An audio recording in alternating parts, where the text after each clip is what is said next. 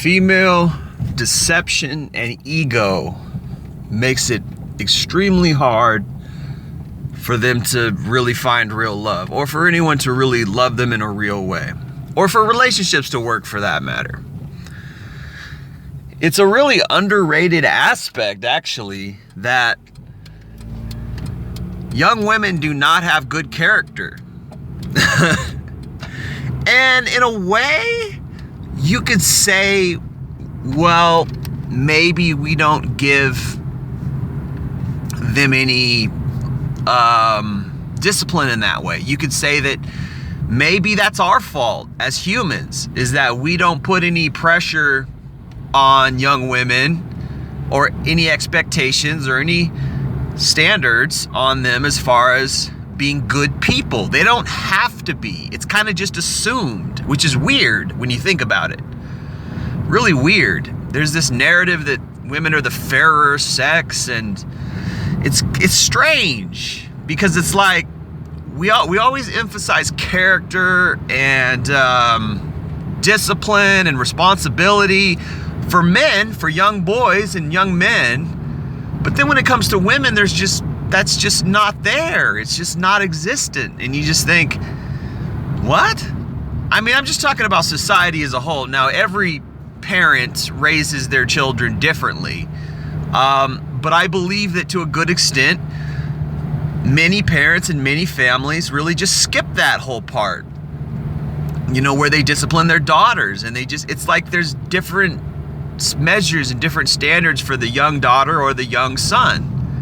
Kind of strange. But when you think about it, at least as far as society goes, again, maybe a lot of parents do discipline their daughters, but then it's also maybe a biological thing, whereas gender-wise, women are more subtle. They're more manipulative. They get things that they want in a more subtle way, in a sort of persuasive way. Whereas men, we got to go out and bring action to get what we want, right? We are human doers. Women are human beings, right? But even that's not really descriptive to what I'm talking about now, because women they want things. So everyone wants something. It's just there's a difference in how we get it. Men have to produce. Women don't. Women have to seduce. Men produce. Women seduce, right? And I was thinking about one of my exes and how so much of our relationship could have just went way different if she had a better character, if she was honest, if she was open. But it also taught me a lot about female nature. As I've said in the past, pain is one of the best teachers. Pain teaches you things. I think it was even frickin' Charles Manson who said that, of all people, which he did actually bring about a brilliant illustration when he was talking about pain, but he was talking about it in a really creepy way and in his psychopathic way, right? But he was talking about pain, and he was talking about how pain is good. He said pain is good. You go to touch the pot and it burns, and pain, don't do that, don't touch the pot, and you get it very quickly. And it's like, yeah, when you go through pain, you get things.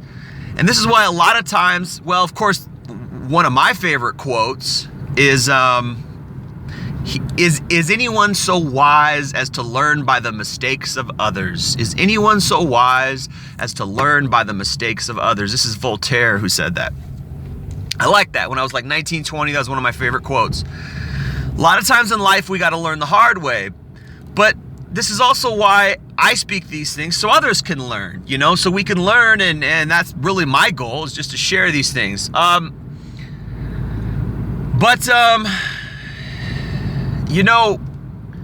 So much could have been avoided. I was thinking about my ex, and so much could have been avoided if she was just honest, But it taught me so much. Taught me so much about female nature. Taught me so much about the red pill that I just didn't know. I knew a few things. I knew some women were very toxic. I figured that out, and I knew that women wanted guys, with money, but I didn't know just how deep the rabbit hole of female nature actually went. I didn't really understand female nature until I really had this one ex that really messed me up in a deep, deep way. And she did a number, man. She just tap danced all over my heart.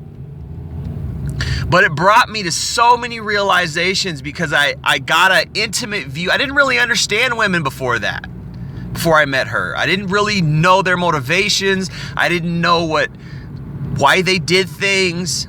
And I can't say it's all her. I learned a lot through the Red Pill. So I give the Red Pill community and the manosphere a lot of credit. I learned a lot through all the things they brought to the table, things like that. But she tap danced on my heart and my brain, and it took me years. I had to like piece it together after the fact, like a detective, like it was a puzzle or something. And I had to piece it all together, and I realized all these things about female nature. And this morning I was sort of writing some things down, and I was thinking about it. I was thinking about that relationship and writing some things, just kind of writing it out. Sometimes it's good to just write out your feelings or write out your thoughts. That way you just bring more clarity to yourself. And it just showed me, wow, man, these women out here, they got no standards. No checks and balances, no social stigma. Nothing is keeping them from being this way. Nothing is keeping them from being manipulative. Nothing is keeping them from being liars and cheaters. Nothing is keeping them from really their ego and their solipsism. All these things, it's like we just allow for it. Now, I will say that their ego and their solipsism and all that is summed up, so to speak, and satisfied, so to speak, when they fulfill their hypergamy, meaning they get the highest value guy they can, the guy who's got the mortgage, the guy who's got the consistent resources and income, and then they move into a house with him, get married, and have a family. That all that is satisfied. So when you put those two things together, you realize, well, this is their goal, and they use the subtlety and the manipulation and the covert deception and all these things so that they can get that guy. And I was thinking to myself, is that really necessary? You gotta think, is that really necessary? Why wouldn't they just be honest? And I guess it's, of course we objectively say, oh, it's biology. They do this so they can test you. They do this so they can weed out the guys who have the bad genes. I guess. I mean, okay, like maybe, but it just seems like all that other stuff is outward. I think that women would rather choose a predictable, even short guy who is not very tall, not very muscular, okay? Because he's predictable, because he's docile, because he's the beta nice guy who can provide the home for her. I think it's really just about a home, That's just what they want. They just want when they're younger, they're passionate about the bad boys, and they're passionate about guys with confidence and guys with ambition, and guys who are this and that, and all these characters, masculine guys, all these characters that they like. But in the end, what they really settle down for is just the dude with the house. That's all. Just a dude with the house. So it's like if you really want to get good at dating, or excuse me, I shouldn't even say dating, because that's not even a pure word anymore. If you really want to settle down with a woman in a love type scenario, just get a house, man. Just get a house. Like, that's what women want. This is what women want, dude. It's nature. Go watch the nature shows. What do the birds do? They build the nest to attract the woman. Once they build the nice nest, then they do their little dance and they attract the woman. And the nest is a prerequisite. You need that nest above all the other things. And there's so much information out there about how to be more alpha, how to hold your frame, how to not put her on a pedestal. But in the end, what really matters is the house. What really matters is the resources. What really matters is the money, because she wants to be protected and she wants to live somewhere, and she doesn't want to live with you and your parents. You know? She doesn't want to live with you in a 2-bedroom apartment with 50 other people around you. It's not what she wants. She wants a home. She wants a house, right? Which kind of makes things more cruel in a way, because it's hard to get a home these days, you know, in a lot of ways. Not impossible, but it's not as easy. It was certainly not as easy as it was in the 1950s. You know, you can't just go out and get any job and then be able to, you know, afford a mortgage or whatever. I mean, it's hard to get a mortgage. Not only do you got to have a good credit score, you got to have a down payment or take out a big fat loan, and you're going to be in debt for the rest of your life, and you need steady work. Well, you know, it's not everybody. So, yeah, natural selection. The guys who can't do that get weeded out. And, you know, I've got my qualms with that. I got my issues with that. That's not love. And I talk about that in so many of my videos. That's not love, you know? But at the end of the day, it's like, I don't know, man. That's what she wants. That's what they want. And I want a nice home too, you know? But when you realize they wouldn't love you if you didn't have that, then it's like it's a whole nother ballgame. Then you realize, well, shit, female nature's pretty damn shallow. It's pretty damn animalistic. It's pretty damn Darwinistic. You know, we talk about God, and in God we trust, one nation under God, and we love Jesus and God, and woo, woo, woo. But when it really comes down to it, you know, people aren't marrying for God or love. They're marrying because the guy had the house. Now, there are people who live in apartments. There are couples and families who live in apartments, and I would say that's a better representative of love, because she could probably get somebody who has a house. But she chose him and they got an apartment. I'm not saying that real love doesn't ever happen, and I've always maintained that there's exceptions to the rule. I just don't think that most people really love for real love. I think most love is conditional. Yes, I love you, but if you don't check off these boxes, I will leave you and find somebody else. If you don't fulfill my hypergamy, I will leave you and find somebody else. But anyway, we don't put character and a big and so it's like, on the one hand, women, you know, we say this is female nature, right? On the one hand, because it's observable and blah blah blah. But then you turn around and on the other hand, and you realize we're not actually raising them any better. We're not actually raising them to any other kind of standard. We're just saying, well, that's women. You know, women are women. Go figure. But it's like, are we putting discipline in them? Are we teaching them to stand for something that's more than just their animalistic base desires or necessities, right? It's like, yeah, okay, you want a house, cool. I'm sure the guys do too. But for the women to sit around and say, oh, I'm just going to wait for him to, you know, to get a house and then I'll be ready. It's like, well, don't you have any accountability in that? Don't you? Not only that, it's like, well, what if he doesn't? You know, I would want to raise my daughter better. I would want to raise, and it's like, it's not that I wouldn't want my daughter to be with a guy who has a nice home and a nice house. Like, that's nice. That's what I would like.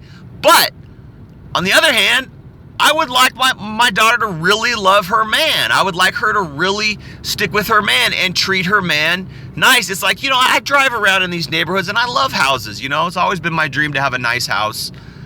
And it's like, they're so beautiful and they're so nice. And it's like, yeah, nice families everywhere. And oh, it's all great. But that's not really love when you think about it. It's like, dude, you know, again, I go back to this illustration. This guy said, if she doesn't park, that's a badass quote, man. I hope I saved that somewhere. But he said, if she doesn't park her box next to you, next to your box on the street when you guys are homeless, she ain't it, man. She ain't the one. And it's like, damn, that's brutal, but it's a badass quote. For real, if she wouldn't go be homeless with you and go live in a box with you, she doesn't really love you, man. If she'll jet and skip out and leave, you know, it's like she doesn't really love you. Man, it's a trip. It's a trip to think about this kind of stuff. But I don't know, I just woke up thinking about it and thinking about how we we give women a pass. There's no discipline.